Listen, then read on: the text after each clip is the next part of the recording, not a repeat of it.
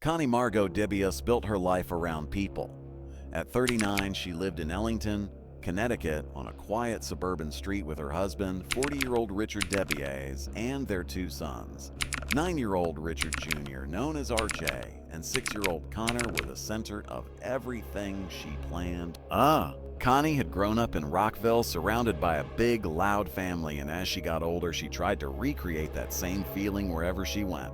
She loved gatherings, food on long tables, kids running through the rooms, friends laughing over board games. Holidays weren't just days to her. They were projects. Christmas, New Year's, Halloween, Easter, even the smaller weekends in between. Connie was always preparing something. Many friendships fade after school, after college, after people get married and move away. Connie didn't allow that to happen. She pulled people back in. She hosted reunions. She kept group chats active. She was the one who remembered birthdays and showed up when someone was struggling. If someone needed advice, she gave it. If someone needed help, she came. That was her pattern for years, and the people around her grew used to it. Connie was steady. Connie was bright. Connie was the person you called. She met Richard at a summer party. He worked as a computer technician, and at first, some people thought they were an odd match. As time went on, Richard's personality filled in the gaps. He had a silly side. He was described as a big kid, always trying to make a room laugh. Connie was the same in her own way. They were social, they were energetic, they fit. Richard brought Connie to meet his parents, and his mother felt something immediately. Connie had a way of coming into a space and making it warmer. On July 4th, 2003, Connie and Richard married. They settled into family life and eventually moved into a home at 7 Birchview Drive. It was a quiet street, spaced out houses, the kind of neighborhood where people expected safety as part of the scenery. When RJ and Connor were born, Connie's parties grew bigger. She didn't just decorate, she staged. She used props. She planned surprises that took work, the kind of work most people didn't even think of.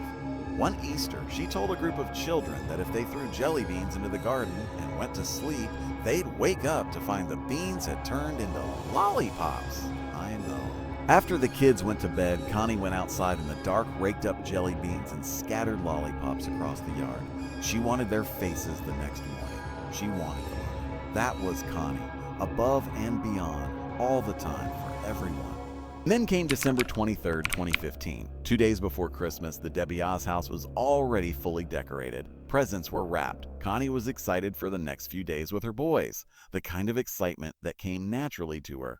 That morning, Connie got RJ and Connor ready for school. Richard dropped them off and then headed home to change into his work clothes. Connie was also getting ready, planning to go to a spin class. Just before 11, hype quiet of Birchview Drive snapped. Neighbors heard sirens. They saw cars moving fast down the road toward the Dabate's home. An alarm had been triggered inside the house. There had been a brief 911 call. Few seconds of panic, then nothing. Word spread quickly, a home invasion, a masked man, an attack inside the house at 7 Birchview Drive. Officers went door to door. Residents were told to gather everyone inside their homes, to pick a room, to stay still until they were told otherwise. People hid with their families, waiting for the all clear, trying to understand how something like this could be happening on their street, this close to Christmas. Inside the Dabate's home, Richard had been found tied to a chair and bleeding. The chair tipped over on top of him. He was alive, unstable, and taken out by ambulance. Connie was found in the basement. She had been shot once in the back of her head and once in her stomach. She was dead. The initial idea was simple. A masked intruder had broken in, attacked the couple, shot Connie, and fled. The neighborhood felt like a crime scene from a show that would never happen in real life. Yellow tape, flashing lights, strangers in uniforms moving through familiar yards. After Richard was treated at the hospital, he was interviewed. His story formed quickly, and at first it sounded like a sudden nightmare. Richard said he left the house at 8:00 a.m. to drop the boys at school. He returned at around 8:30 a.m. to put on his work shirt. Shirt. He saw Connie changing into gym clothes and backing her car out of the driveway. She was heading to a spin class at the local MCA. Richard said he left again. He had a 40-minute commute. About 10 minutes into his drive, he realized he had forgotten his laptop. He turned back. Then he received a phone notification. The home alarm system had been triggered by something or someone inside the house. He contacted his boss from his phone to say he would be late. He said he returned home between 8:45 and 9:00 a.m. When he walked in, he heard noise upstairs. He crept up and found a tall man in camouflage clothing and a mask rummaging through Connie's jewelry. Richard said the intruder held up a knife and demanded money, credit cards, and PIN numbers. Richard handed over his wallet. He described the attacker as about 6'2", stocky, with a deep voice. The face was covered. He compared the man's look and presence to Vin Diesel. Richard said everything after that felt hazy and fast. He said Connie came back and he yelled for her to run. Instead of fleeing the house, she went to the basement. Richard believed she went there to get a gun. The family kept 2 guns in the home, one in the basement in a lockbox and one in a closet. Richard said the attacker chased her into the basement. He heard 2 shots at 9:05 a.m. Richard ran down. He saw Connie dead on the ground. He saw the intruder holding one of Richard's guns.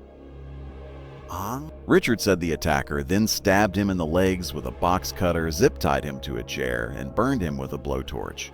Richard said he managed to grab the blowtorch and burn the attacker's face through the mask, and the attacker fled. Still tied, Richard said he dragged himself upstairs into the kitchen and hit the panic button linked to the security system.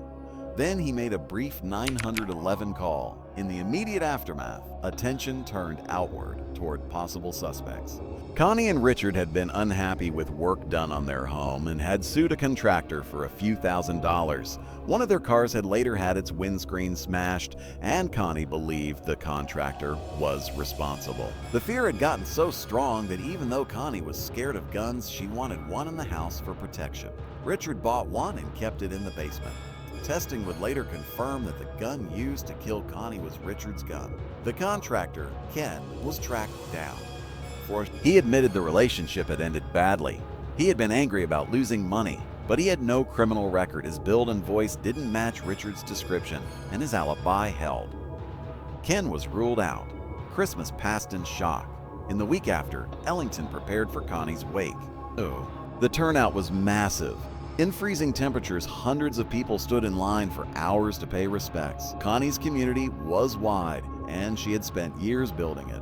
At the funeral, some of Connie's closest friends noticed something that stuck with them. 2 best friends who had known Connie for 20 years reached Richard in the line. They had been in the Dabate's home many times. They had been out with Connie and Richard over and over. When they finally spoke to him, Richard looked at them blankly and asked how they knew his wife. They were confused. They assumed shock, stress, grief, but they also noticed something else. They didn't see marks on him. No bruises, no scratches. And Richard left the funeral unusually earlier than anyone else. In the following days, Richard appeared to some people oddly upbeat. He went out for dinner and drinks. He hosted gatherings. He joked around. If someone didn't know what had happened, they might not have guessed his wife had been murdered and he had been violently attacked. People tried to explain it away. Grief could be strange. Trauma could scramble behavior. But inside the Dabate's house, the physical evidence began to tell a different story than the one Richard had offered. There was no forced entry. A basement window was open slightly, and it was considered as a possible entry point. But the scene inside didn't match an aggressive invasion. Nothing appeared stolen. Nothing was clearly disturbed. There were no signs of a frantic search, no trail that suggested a stranger moving fast through rooms. 9 units were brought in, and they could not detect a scent trail of an intruder leaving the property. One dog focused on going back to Richard in the ambulance. 2 others failed to pick up any scent of an unknown person exiting the area. Richard's wallet, which he said was taken during the attack, was found outside with everything still inside it. The gun used to kill Connie had no usable fingerprints. Not from Connie, not from Richard, not from an intruder. Richard's knife wounds were examined and considered superficial. And as Richard continued to speak about the morning, his story shifted. He moved between certainty and vagueness. Some details hardened, others dissolved. At times, he claimed he heard Connie get shot. Then he said he saw her get shot. Later, he didn't know if he saw or heard anything at all. He told first responders the attacker was still in the house, roaming around. Later, he said he watched him leave. He also said everything began just before 9:30 a.m., with Connie shot 5 minutes later, but the 911 call wasn't made until almost 10:30 a.m. A day after Connie was killed on Christmas Eve. Richard retained a defense attorney. A week later, he filed a claim for Connie's $475,000 life insurance policy. He withdrew $93,000 from an investment account in Connie's name. As time moved forward, the image of a perfect marriage began to crack. In December 2014, Connie had started a note on her iPhone titled, "Why I Want a Divorce." In it, she described financial stress and what she saw as Richard's irresponsible handling of money. She wrote that he took money from accounts that didn't belong to him, apologized, then did it again. She wrote that she felt like she didn't know his life outside of work, didn't know who he spoke to or what went on in his day. She wrote that she was tired of covering for him, tired of lying and acting like things were great when they weren't. Even in the same note, she listed reasons to stay. Richard could be fun. People liked him when he was in a great mood. She still found him attractive. She could be herself around him. But the note captured a reality that didn't fit the holiday photos and neighborhood smiles, and there was something else. Richard had been having an affair with a woman named Sarah. He had known her since high school. Connie knew her too. Sarah had even been involved in Richard and Connie's wedding in a visible way. The connection was long-standing, and the relationship between Richard and Sarah had been on and off for years. By May 2015, they were seeing each other again. Within a month, Sarah was pregnant. Richard later offered different explanations. One version was that Sarah wanted a child of her own and asked Richard and Connie for help, and that Richard agreed to be a sperm donor. Another version was that Connie wanted another child but couldn't, and Sarah offered to carry a baby for them so the three of them could co-parent. Eventually, the story collapsed into what it was: a month-long affair, a pregnancy that was not planned as some cooperative agreement.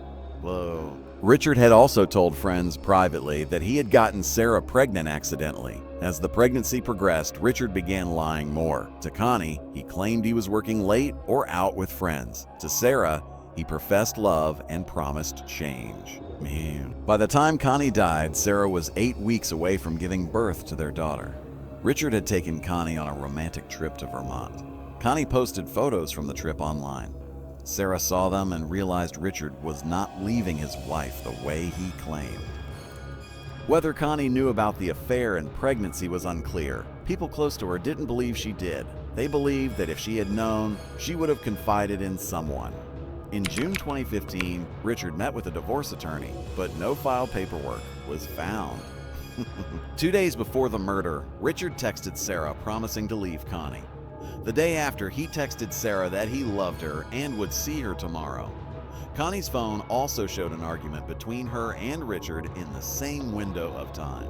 She accused him of lying about a bill and of her always cleaning up his mess. Behind the scenes, Richard had been using a secret credit card. He used it to buy flowers for Sarah, to pay for hotel stays, and to spend more than $1,000 at a strip club. He had also made internet searches about deadly over-the-counter combinations, fast, untraceable homemade poison, and tasteless poison that was easily available. Still, the most damaging evidence took longer to assemble. By 2017, the case had moved beyond gut feelings and inconsistent statements. It had moved into data. Connie was an avid Fitbit user. She wore it every day, including the day she died. Her Fitbit data, combined with surveillance footage, computer activity, and home alarm records, laid out the morning with a precision that human memory could not match. It revealed a timeline that did not fit Richard's story. At 8:26 and 8:27 a.m., Richard was on Facebook on his computer at home. This was the same period when he claimed he was already driving to work. At 8:41 a.m., there was a login to Outlook.com from Richard's computer. At 8:46 a.m., Connie left for her spin class, confirmed by her Fitbit activity. 1 minute later, Richard logged into the home alarm system and attempted to disarm it. At 8:50 a.m., he successfully disarmed it and then rearmed it 9 minutes later. At 8:53 a.m., he disarmed it again using his keychain fob. Connie arrived at the IMCA a few minutes after leaving home. She sent a Facebook message to her therapist at 9:04 a.m. At 9:08 a.m., Richard sent an email to his supervisor. He claimed he sent it while pulled over in his car, but the email was sent from the home IP address. Connie left the IMCA building and got back into her car 10 minutes later. At 9:23 a.m., Richard was viewing the Indian Valley MCA website where Connie's class had been scheduled. Later, Connie's Fitbit registered activity corresponding with the home's garage door opening between 9:40 and 9:46 a.m. Connie was on Facebook. At 10:05 a.m., Connie's last movements were registered on her Fitbit. At 10:12 a.m., the panic alarm on the home security system was activated from Richard's keychain fob. The data showed Connie was alive for roughly an hour after Richard said she had been killed. Her movement and heart rate did not show the kind of frantic running and fear that would be expected during a home invasion chase, and Richard's own digital activity placed him at home during times he claimed to be elsewhere. The intruder story didn't just have holes, it fell apart. In April 2017, Richard Dabate was arrested and charged with Connie's murder, along with tampering with evidence and giving false statements. He posted $1 million bail and was released while awaiting trial. During that time, he co-parented the child he had with Sarah. Years passed. Another tragedy hit Connie's family in 2019 when her father died. He had been ill for a long time, but he had held on with one goal in mind: to see justice for his daughter. His body gave out before that happened. Richard's trial had originally been set for April 2020. It was delayed, then delayed again. By the time it began in April 2022, more than 6 years had passed since Connie was killed. The case drew widespread attention. There were hundreds of pieces of evidence and testimony from more than 130 witnesses, including Richard. The defense pointed to unknown DNA found in the home, including claims about DNA on the gun. They suggested that the focus on Richard had come too quickly, but the story was already set in numbers, timestamps, and contradictions. The crime scene did not support the idea of a stranger bursting in, moving through the house, fighting two adults, stealing valuables, and fleeing without leaving a trace that could be followed. The 9 failures, the lack of forced entry, the wallet found intact, the shifting statements, the delayed 911 call, and the digital evidence all converged on one direction. The affair and the pregnancy added pressure. The secret spending and the fear of divorce added motive. The note on Connie's phone showed a marriage already cracking, and the morning's electronic record showed that Richard's narrative was impossible. The trial lasted 5 weeks. When it ended, the verdict came fast. In May 2022, the jury found Richard Dabate guilty on all counts. Connie's family reacted with emotion in the courtroom. The case had dragged on for years while Connie's children grew older without their mother. There was no way to restore what had been taken. But the verdict marked the first solid line in a long stretch of uncertainty. Richard Dabate was sentenced to 65 years in prison. His maximum release date was set in May 2087. Even after sentencing, the legal fight continued. In October 2024, Richard appealed his conviction. The appeal remained unresolved at the time of the latest known proceedings. For Connie's family, life moved forward in a different shape. Connie's sister Leslie took on the role of raising RJ and Connor. The boys carried a fear that their mother's death had planted in them, a fear shaped by the story they were told at first. The idea that a stranger could break into a home and do the unthinkable. Connie's mother held on to her memory of the last phone call she had with Connie, the way it began with Connie's simple warmth and love.